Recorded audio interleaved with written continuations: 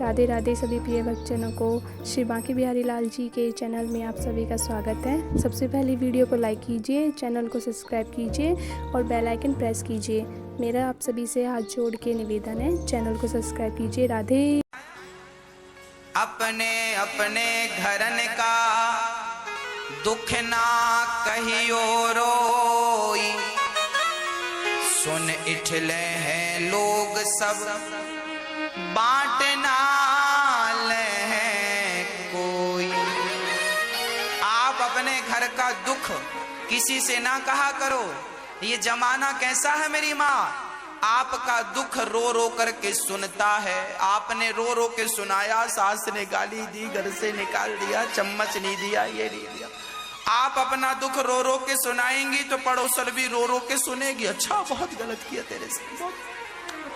और आप जाओगी तो हंस हंस के बताए, हाँ उसके घर में आग लगी, हम जानते उसकी सास बिल्कुल कलमुही है, घर से बहू को निकाल। आप जरा किसी को अपना दुख सुनाओ तो सही, आपके दुख का लोग मजाक बना लेते हैं। इसलिए आप अपने घर का दुख, पति का झगड़ा, पत्नी का झगड़ा, सास का झगड़ा, झगड़ा सबके घर में होते हैं।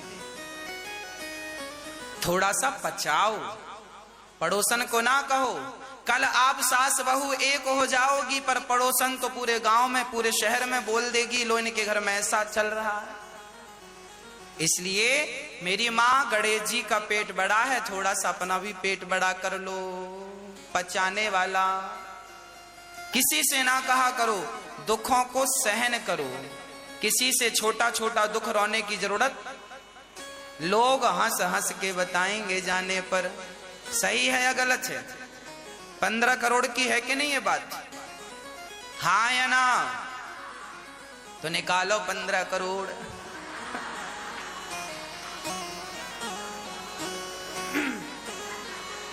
बोलिए बांके बिहारी लाल की जय। जय जय श्री राधे। गणेश जी का पेट बड़ा है, इसका अर्थ है बातों को वो पचाते हैं। अच्छा, गणेश जी की नाक लंबी है, हाँ या ना? हाँ, मतलब गणेश जी, अच्छा नाक लंबी किनकी है? लोग कहते ना तुमने तो नाक कटा दी, है ना? लोग ये नहीं कहते कान कटा दिया, हमेशा यही कहा जाता है नाक कटा दी।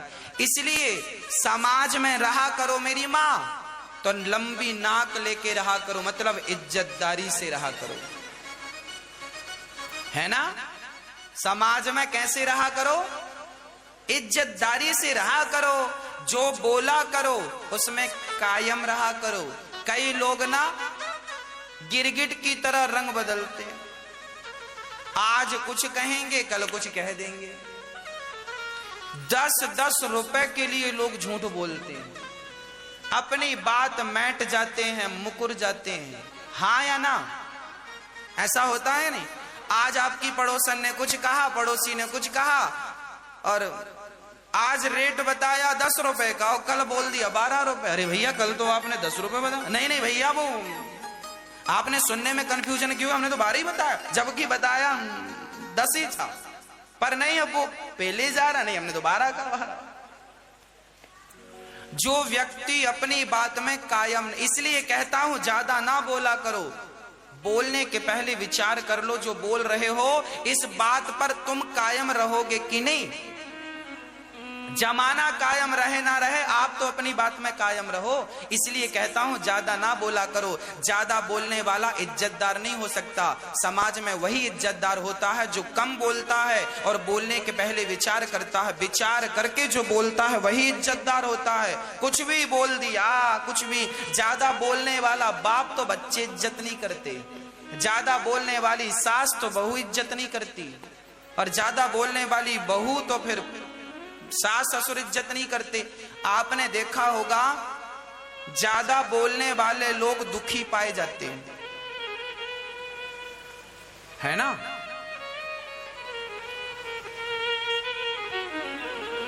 लोग आप लोग मेरी माँ अपनी कीमत बढ़ाओ, जहां जरूरत हुआ करे वहीं बोला करो, सब जगह ना चालू हो जाया करो। कहीं भी चालू हो गई एफएम, चालू, बंदी नहीं हो रही है, चालू चालू। कुछ लोग ऐसे ही होते हैं, एक बार चालू होते हैं बंद ही नहीं होते, बोले जा रहे हैं, नॉन स्टॉप बोले जा रहे हैं। इन्हें खुद को पता नहीं ये बोल क्या रहे हैं, पर बोल रहे हैं। बाप दादे बोलते आए हैं तो ये भी बोल रहा है। समझदारी है नहीं, बोले जा रहा है। डॉक्टर ज्यादा बोलता है कि कम? साइंटिस्ट ज्यादा बोलता है कि कम? आप सीए से मिलने जाएंगे, सीए उतना ही बोलता है जितना आप पूछते हैं, हाँ या ना?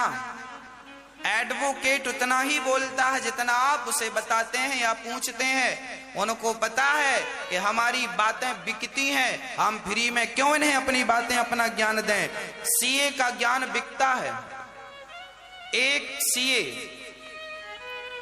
कभी 1000 रुपए, कभी 5000, कभी 10,000, कभी 50,000, लाखों रुपए अपने बताने की फीस लाखों रुपए है सीए की।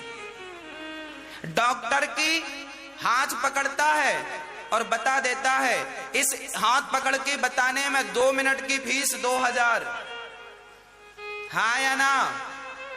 उनकी बातें बिक रही हैं और तुम एफएम की तरह बोले जा रहे हो, फोकट में बोले जा रहे हो। कोई कीमत नहीं है समाज में आपकी, फ्री में बोल रहे हैं।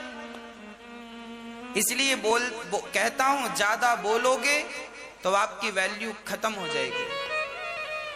कुछ भी ना बोला करो, जो विचार युक्त है वही बोला करो। कुछ भी बोल देने से समाज इज्जत नहीं करता। इंजीनियर बोलता है, पैसा लेता है कि नहीं? हाँ या ना?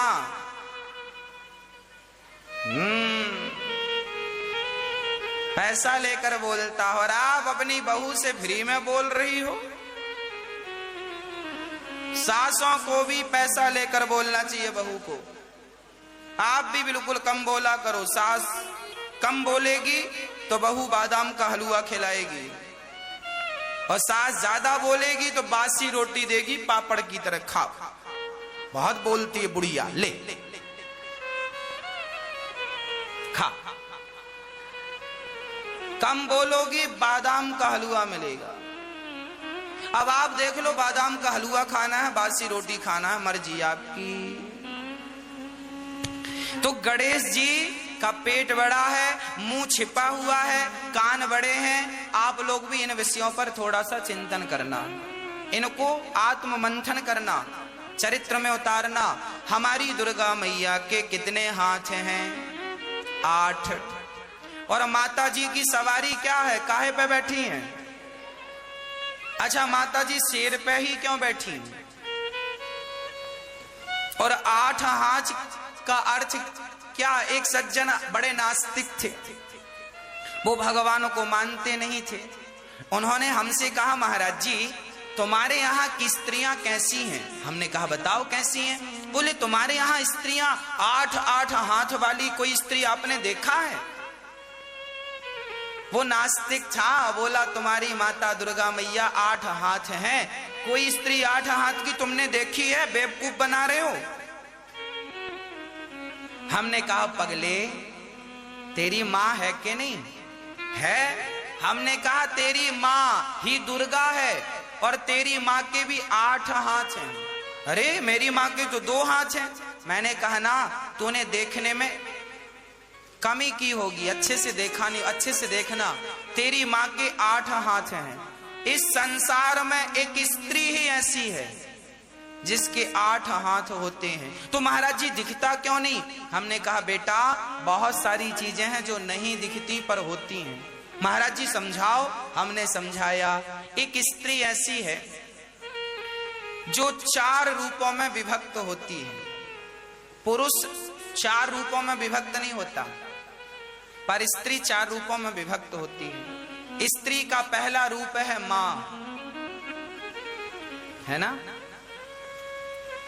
दूसरा रूप है पत्नी, तीसरा रूप है बेटी, चौथा रूप है बहन। 4 रूप हैं और चारों को खड़ा करोगे तो हाथ कितने होंगे? हाँ, हमने कहा तेरी मां मां भी है, वो मां का कर्तव्य भी निभा रही है, पत्नी का धर्म भी निभा रही है, बहन का फर्ज भी निभा रही है और बेटी बनकर दोनों कुलों को तार रही है। तेरी मां ही अष्टभुजाधारी दुर्गा है, हाँ या ना। फिर इस संसार की हर स्त्री 8 हाथ वाली होती है, 2 हाथों से ही वो 8 हाथ का फर्ज निभाती है। बताओ पत्नी का फर्ज निभा रही हो कि नहीं? हाँ या ना? बोलो हाँ। मां का फर्ज निभाती है, पति का पत्नी बनकर फर्ज निभाती है, पति को शिकायत का मौका नहीं देती, पति लात मारता है, पति थप्पड़ मारता है तो भी वो पति को भगवान जानकर कभी उसकी आलोचना नहीं करती, कभी पलटकर जवाब नहीं देती। ये भारत की नारी है। और वही स्त्री अपने बच्चे की मां बनकर रात रात जागना पड़े तो जागती है बच्चे के लिए, और दिन में काम करती है, रात में सोना भी त्यागना पड़े तो सोना भी त्याग देती है, पर अपने बच्चों को अच्छी परवरिश देकर के अच्छा संस्कारी बनाने का प्रयास। 2 हाथों से पति को थामती है तो 2 हाथों से बच्चों को थामती है। तो कभी पिता को जरूरत पड़ी, बेटा तुझे तेरी जरूरत मुझे है, तो भाग कर पिता के पास जाती है। पति मना करता है ना, अपने पिता के घर नहीं जाना, फिर वो हाथ विनती जोड़ती है, पिता संकट में है, माँ को कष्ट है, माँ को जरूरत है, जाती है और माँ की सेवा करती है। कई बेटियां तो ऐसी हैं कि अपने माँ बाप का अंतिम संस्कार तक करती है ना। और कभी उनका भाई पुकार दे के बहना तेरी जरूरत मुझे है, तो दौड़ पड़ती है अपने भाई की तरफ। ये स्त्री होती है, सारा फर्ज बहुत ईमानदारी से निभाती, इसलिए उसे अष्टभुजाधारी कहते हैं। हर स्त्री के 8 हाथ होते हैं, पर अब लोग ना जाने ना समझें तो हम क्या करें। दुर्गा कौन है? तुम्हारी माँ ही तो दुर्गा है, तुम्हारी पत्नी ही तो दुर्गा है, तुम्हारी बहन और तुम्हारी बिटिया ही तो दुर्गा है, सब दुर्गा ही तो है, हर स्त्री। पर अब तुम मिट्टी की दुर्गा तो मानते हो, पर सच्ची की दुर्गा का अपमान करते हो, हम क्या करें। माटी की प्रतिमा बनाती हो या बनाते हो, जय माता दी जय माता दी जय माता दी, फूल नैवेद्य सब चढ़ाते हो, पर सच्ची की दुर्गा तो तुम्हारी पत्नी है, सच्ची की दुर्गा तो तुम्हारी माँ है। उसकी तुम जीवन में क्या उतना, अपनी सगी माँ का क्या तुम इतना सम्मान कर पाए जितना सम्मान तुमने दुर्गा मैया का किया? क्या पूरी जिंदगी में अपनी माँ और अपनी पत्नी की इतनी इज्जत कर पाए जितनी तुमने वैष्णव देवी की? वैष्णव माता कौन है? अरे तुम्हारी अपनी मम्मी, तुम्हारी माँ ही वैष्णव माता है। पर कौन समझाए ये बातें, किसको समझाएं हम? सबको माटी की मूर्ति चाहिए, सच्ची की मूर्ति को ठुकराते हैं। बेटों ने हाथ पकड़ के माओ को, सच्ची मूर्तियों को निकाल दिया और माटी की घर पे रखी है पूजा। जय माता दी जय माता दी जय, ओम जय अम्बे गौरी। और सच्ची की अम्बे गौरी जो थी हंसने बोलने वाली, उसको हाथ पकड़ के निकाल दिया। अब कौन समझाए, किसे समझाए और कैसे समझाएं? तो स्त्री, जिस व्यक्ति ने इंसान में भगवान को ना देखा, वो पत्थर में भगवान को क्या देखेगा? बताओ। जब तुमने अपनी सगी मां पर, जन्मदात्री पर, नवरात्रि आप नव दुर्गा आती हैं तो क्या लिखा है? प्रथमम शैलपुत्री च द्वितीयम ब्रह्मचारिणी तृतीयम चंद्र घंटेति कूष्मांडेति चतुर्थकम। प्रथमम शैलपुत्री, पार्वती माता पहली है ना। वही पार्वती माता ब्रह्मचारिणी के रूप में है। वही दुर्गा माँ कौन है? हमारी राधा रानी दुर्गा है, हमारी सीता माँ दुर्गा है, पार्वती दुर्गा है। यह जो शक्ति है मेरी मां, आज स्पष्ट कर दूं, परमात्मा एक ही है।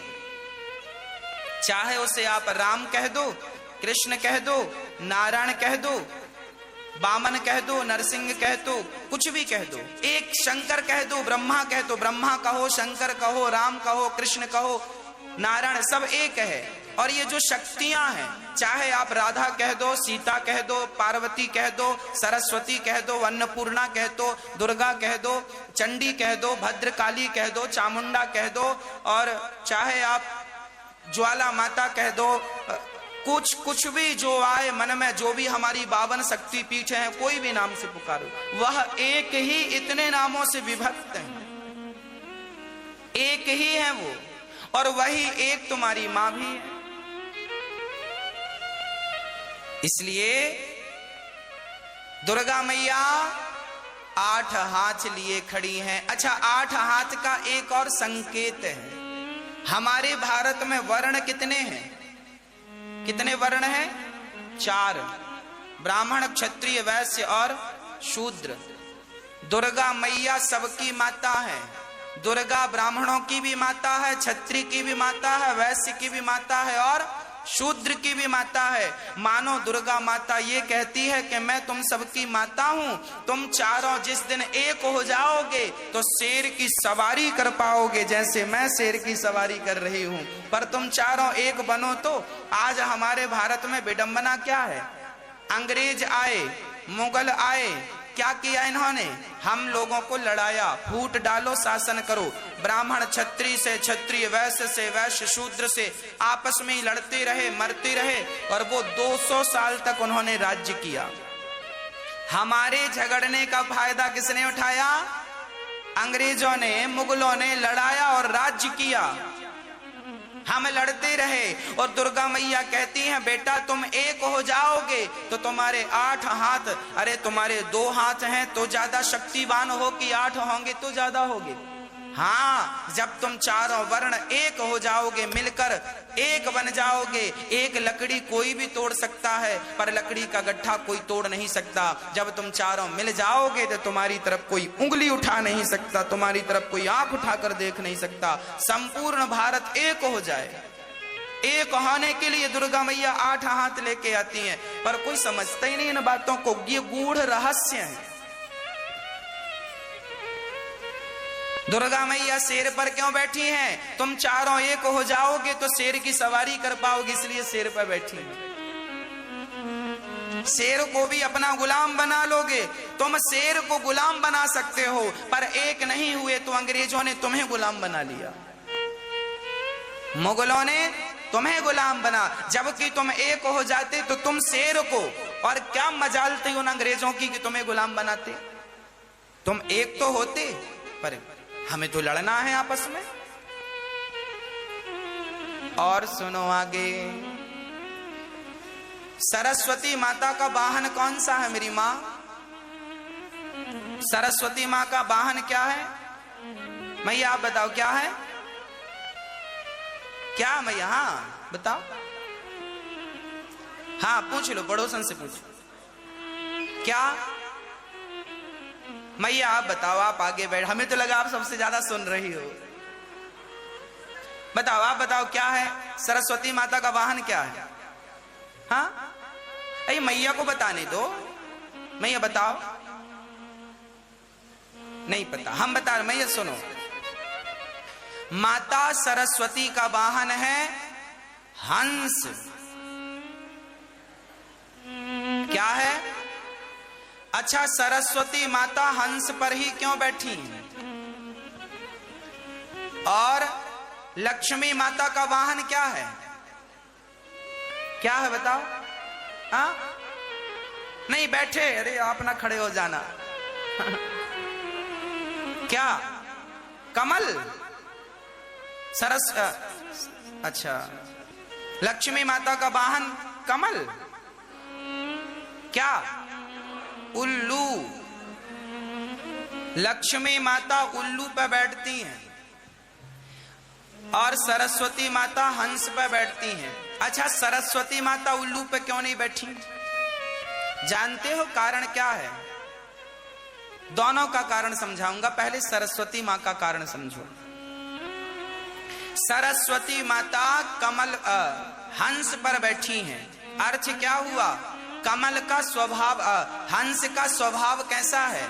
आप हंस को दूध और पानी मिलाकर दो तो हंस दूध दूध पी लेता है, पानी पानी। ये किसका स्वभाव है? हंस का। कहने का अर्थ यह है सरस्वती माता है विद्या की देवी। सरस्वती माता कौन है? माँ विद्या की देवी। और विद्या ये कह रही है कि जैसे पानी और दूध को मिलाया तो हंस दूध पी लिया, उसी प्रकार विद्वान वही है जिसने सार सार की बातें ग्रहण कर ली, असार तत्व को छोड़ दिया, वही विद्वान है। सरस्वती माता हंस पर बैठकर यही शिक्षा दे रही हैं कि तुम भी विद्यालय आओ, सार सार पढ़ो। कौन क्या कर रहा है, कौन किससे बात कर रहा है, कौन किसे देख रहा है, इस लफड़े में तुम ना पढ़ो। तुम अपना पढ़ाई करो, सार सार अपना ग्रहण करो और जाओ।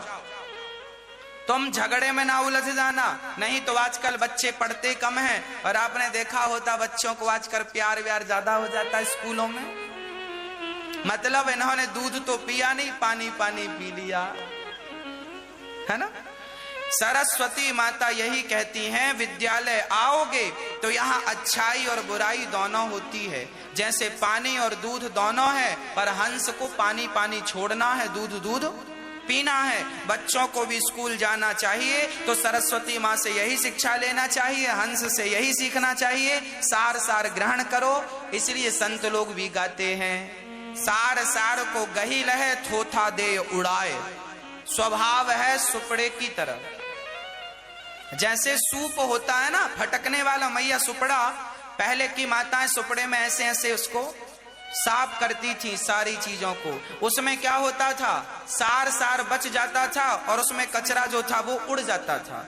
सार सार को ग्रहण कर लेना चाहिए, असार को उड़ा देना चाहिए। यही तुम्हारी विद्युत्ता है। यही माता सरस्वती हंस पर बैठकर कह रही हैं। ये हंस पर बैठने का तात्पर्य है। कोई पूछे कि हंस पर क्यों बैठी हैं तो आप जवाब दे सकते हैं।